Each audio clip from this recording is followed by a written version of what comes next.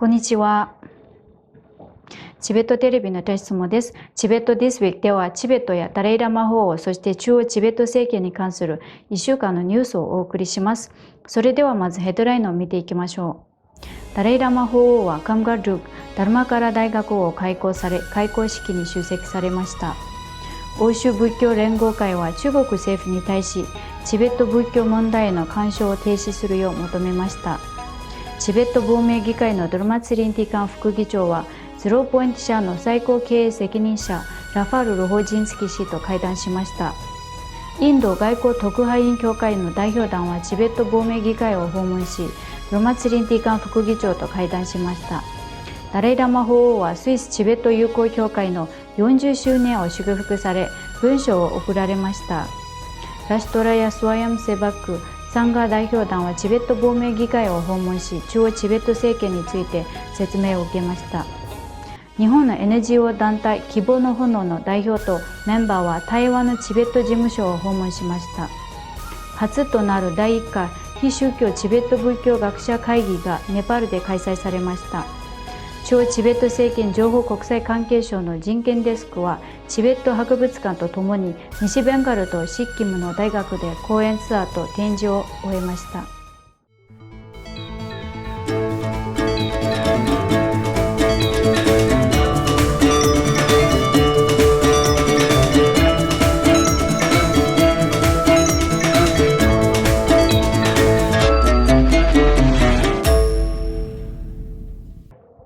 今週水曜日、ダライラマ法王はヒマチャルプラディッシュラシ城にある仏教文化と福祉慈善信託のカムガルルクダルマカラ大学を開校され、法王は開校式と封建式で短い説法をされました。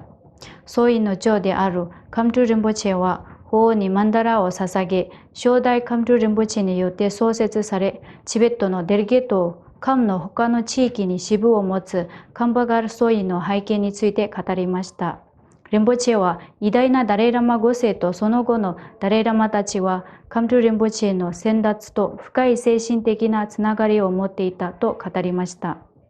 式典では地元の立法議会議員であるキショリ・ラール氏、中央チベット政権のペンパツリン出席大臣、第17代チベット亡命議会のケンポソナムテンペル議長らが特別ゲストとして登壇しました。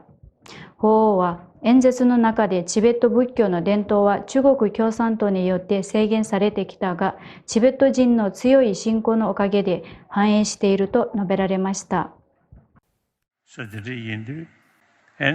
chöro sama nāli yā, chī kāndā nāngbē shūng nāne, nāngbē tādrū kē lāne, mā lāne, nāngbē shūng nē sūng shēwē, sēm kāng rīpa tēsū tē tōnā tō shē chē chī kī yī na, mā nā tā nē kī lū tēwā, sēm kī wā. Tī kī nī, mā nā tā nē kī dzam līng shī tī sē tī, sēm shī shī tū wā tī tā nē, zamli shidi yong te ajari. Zamli shidi zhuge di sem nga kya da chao do da dinze ki xiangwaan do song ne an zamli diga la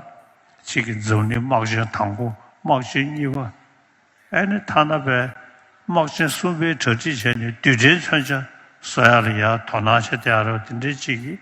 kanda tsam degi li di yore. Di yong ya di rāng jīnzīngi lō kōrā tō nē chīmō mā tō kāntā chīgī shēn jīnzīngi lō tī dāngi bī dō wā. 欧州仏教連合会は9月24日の年次総会の全会一致で採択された宣言の中で、中国政府に対しチベット仏教の問題、特にダライラマ法王を含む構想の生まれ変わりの認定に干渉しないよう求めました。これは中国政府が2023年9月1日に執行した発令番号19としても知られる仏教活動場所に関する行政措置を受けてのもので、この法令によってチベット国内及び中国の他の地域で進行中の宗教弾圧をさらに強化することが予想されています。さらに欧州仏教連合会は中国チベット紛争を解決するため、中国側に対し法側の代表との対話を再開するよう求めました。隣人玄関代表はこの辞儀を得た取り組みを歓迎し、この件に関する法の見解を支持した欧州仏教連合会に感謝の意を表しました。欧州仏教連合会は、欧州の仏教団体と各国仏教総合の国際的な統括団体です。今週火曜日、サイバーセキュリティ分析グループであるゼロポイントの最高経営責任者であるラファール・ロホジンスキー氏がチベット亡命議会を訪問し、ドルマツリー・ティンカン副議長とデジタルセキュリティについて会談しました。ティカン副議長は中央チベット政権とチベット人民のデジタル移行を保護するため、ゼロポイント社の専門知識を用いて、チベットコンピュータリソースセンターを強化すること、またチベット人ダイアスポラからの建設的な関与を促すことについて議論しました。ロホジンスキー氏はチベットの文化、言語、アイデンティティを保護し、この問題の勢いを維持するために、中央チベット政権のデジタルセキュリティを構築し、維持するプロジェクトについて、ティカン副議長に説明しました。今週水曜日、インド外交特派員協会の記者団がチベット亡命議会を訪問しました。ドルマツリン・ティカン副議長は記者団と会談し、現在のチベット国内の憂慮すべき状況、世界環境におけるチベット抗議への重要性、その他のチベットに関する数多くの問題について掘り下げました。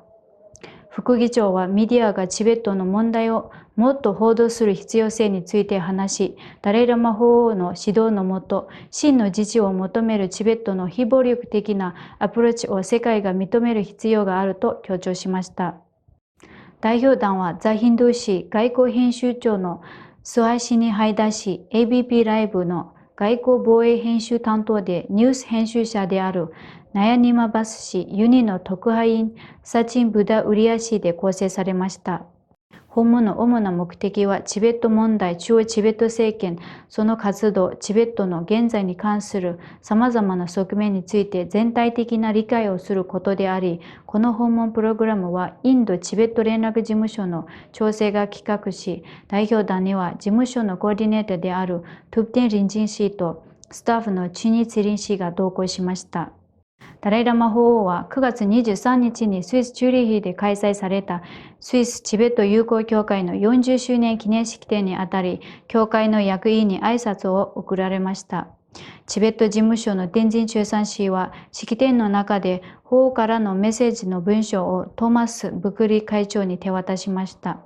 メッセージの中で法王はスイスが1960年代以来インド亜大陸以外のチベット人社会にとって最大の受け入れの国の一つであることを評賛し、スイスの人々と政府のチベット人への寛大さに感謝を述べられました。式典にはチベットインスティテュートレコンのトゥプテン・リグメ住職、ジュネーブチベット事務所のテンジン・チュエサン氏、スイス国会議員のファビアン・モリナ氏、フリスカ・ビラハイモン氏、チューリッシュ治安局のマリオ・フェル局長、スイスとリヒテンシュタンのチベット人コミュニティの副会長、その他、来賓や協会の会員が出席しました。スイスチベット友好協会はチベットを支援するために1983年に結成された最も古いチベット支援団体の一つです。北の地域のラシュトレヤ・ソアヤムセバンク産具代表団は9月23日にチベット亡命議会を訪問し、ドルマツリン・ティカン副議長と会談しました。代表団は議事堂を案内され、亡命チベット民主主義の発展、チベット亡命議会の構成と機能、中国とチベット紛争解決という中央チベット政権の目的について説明を受けました。副議長はチベットの正当な大義に対するインドとその国民の長年にわたる支援に感謝の意を表し、代表団に対しチベットのメッセージをインドの各地に伝えるよう訴えました。日本の希望の穂の代表団が先週金曜日、台湾のチベット事務所を訪問しました。代表の遠藤隆久氏は、今回の訪問の目的は台湾での今後のキャンペーンについて話し合うことであると改めて伝えました。ゲルサンギャ・ゼンバワ代表は事務所スタッフと共に訪問団を出迎え、事務所の役割と責任について紹介しました。台湾チベット協会の会長と副会長も訪問団の歓迎リセプションに参加しました。9月21日には文化イベントのために台湾を訪れていたチベット舞台芸術団の卒業生でチベット人アーティストのパサンラモト・チチュンが事務所を訪問しました。ネパールチベット事務所とヒマラヤ仏教図書館文化センターは9月22日、ネパールのブダナット仏塔に近いティンチュリンのヒョルモソインで初となる第1回非宗教チベット仏教学者会議を開催しました。この会議は2011年の第11回宗教会議におけるダライラマ法王の指導に基づいており、ネパールにおけるチベット仏教の伝統を紹介し、宗教間の共和を広め、倫理と実践を通じた伝統の保存とその明確な特徴の起源について議論することを目的としています。タマン・チュク・ロプサン・ナムギャ・リンボチェが主賓として司会を務め、その他の来賓として各伝統の住職、ネパール仏教協会の副会長、各伝統の会長や役員、カトマンズ・ポクラ、シャワラのチベット人居住区役員、政府組織や地元の団体の代表者などが出席し、出席者総数は約350名に上りました。中央チベット政権情報国際関係省の国連 EU 人権デスクはチベット博物館とともにコルカタ、シリグリ、ダージリン、シッキムのガントクを含む西ベンガル州内の4つの研究所と1つの学校を対象とした2週間にわたる講演ツアーを終了しました。